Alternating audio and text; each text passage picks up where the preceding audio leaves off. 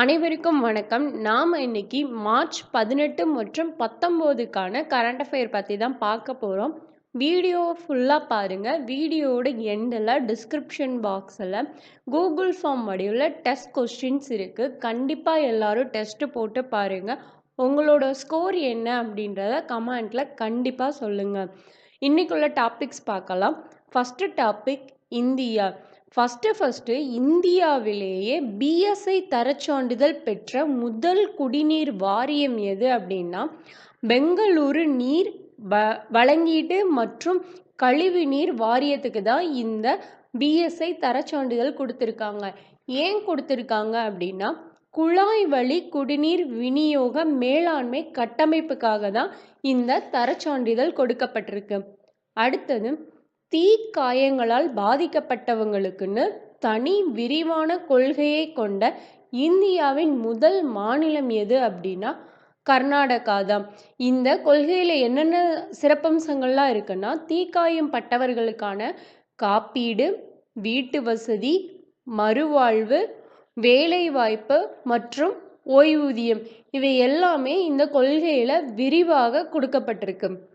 அடுத்தது யுனெஸ்கோ அமைப்பின் உலக பாரம்பரிய மையத்தினால் இந்தியாவில் தற்காலிக பாரம்பரியமாக ஒரு 6 தலங்களை பட்டியலில் சேர்த்திருக்காங்க. எதெல்லாம் பார்க்கலாம். ஃபஸ்ட்டு தெலுங்கானாவில் முதுமால் பெருங்கற்கால நெடுங்கல் இந்த இடம். அடுத்தது மத்திய பிரதேசத்திலையும் உத்தரப்பிரதேசத்திலையும் சேர்த்து பண்டேலாக்களின் அரண்மனை இந்த 2 இடமும் மத்திய பிரதேசம் உத்தரப்பிரதேசம் இந்த 2 ஸ்டேட்லையுமே வருது. அடுத்தது சத்தீஸ்கரில் கங்கர் பள்ளத்தாக்கு தேசிய பூங்கா. அடுத்தது அஸ்ஸாமில் மொய் தாம்ஸ் அஹோம் வம்சத்தின் மேட அடக்க அமைப்பு இந்த இடமும் பிற மாநிலங்களில் உள்ள குப்த மற்றும் ஹெய்சாளர்களோட கோயில்கள் இது எல்லாமே யுனெஸ்கோ அமைப்பின் தற்கால பாரம்பரிய தலங்களுக்கு கீழே சேர்த்திருக்காங்க. இப்போ இந்தியாவில் மொத்தமாக எத்தனை பாரம்பரிய தலங்கள் இருக்குன்னா 43 தலங்கள் யுனெஸ்கோவுக்கு கீழே இருக்குது. அதில் கலாச்சார பிரிவில் 35, இயற்கை பிரிவில் 7, கலப்பு பிரிவில் ஒரு பிளேஸும் இருக்குது. மொத்தம் எவ்வளோனா 43 இடங்கள் இருக்குது. அடுத்தது மாநாடு. பிட் இந்தியா கார்னிவல் அப்படின்னு ஒரு நிகழ்ச்சி நடந்திருக்கு. அது எங்கே நடைபெற்றுச்சு அப்படின்னா புதுடெல்லியில்.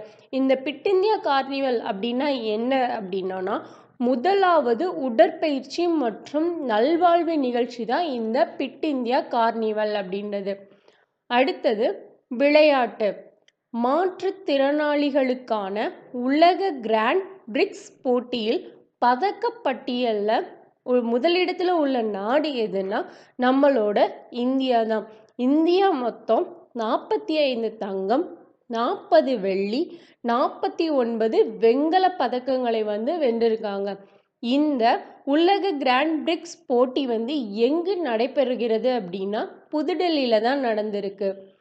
அடுத்தது முக்கிய தினங்கள்.